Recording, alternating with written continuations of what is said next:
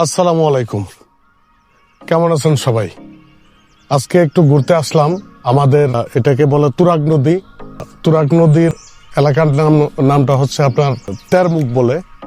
তো নদীটা দেখেন, আসেন একটু নদীটা দেখাই। মানে মনোরম একটা পরিবেশ, খুবই সুন্দর দেখতে।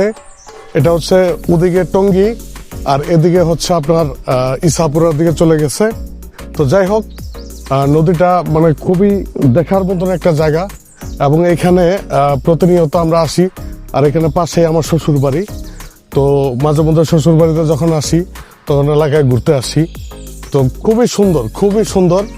তো যদি আপনারা কখনো আসতে চান অবশ্যই আমাদেরকে বলবেন। তবে আসলে এই জায়গাটা এত সুন্দর, যদিও এখন বর্তমানে নদীর পানির যে অবস্থা, পানিটা তত একটা ভালো না, একটু ঘোলাটে। কিন্তু যখন বর্ষার মৌসুমটা থাকে তখন পানিটা একদম পরিষ্কার থাকে এবং খুবই সুন্দর স্বচ্ছ থাকে। কিন্তু এখন একটু বর্ষার মৌসুমের কারণে, মানে বর্ষার মৌসুমটা নাই, যার কারণে এখন পরিবেশটা একটু ভিন্ন। আর আরেকটা সুন্দর জিনিস দেখাই, সেটা হলো গ্রামীণ পরিবেশে যেটা, ওই যে আপনার ধান ক্ষেত যেটা লাগায়। তো এখানে দেখেন ধানের চারা লাগানো আছে। আসেন আপনাদের একটু ধানের চারাটা দেখাই, দেখলে বুঝতে পারবেন। খুবই সুন্দর, মানে এত সুন্দর ভাবে লাগায় রাখছে, একদম আপনাদের মন জুড়ায় যাবে।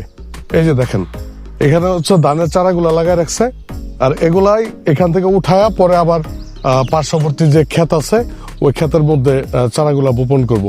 তো যাই হোক, আজকে একটু চেষ্টা করছি আপনাদেরকে বিনোদন দেওয়ার জন্য। তো জানি না কতটুকু দিতে পারছি, তবে সবাই আমাদের জন্য দোয়া করবেন। ইনশাল্লাহ আমরা যেন আপনাদেরকে আরো নিত্য নতুন দিতে পারি। তো সেই প্রত্যাশায় ভালো থাকবেন, সুস্থ থাকবেন। আল্লাহ হাফেজ।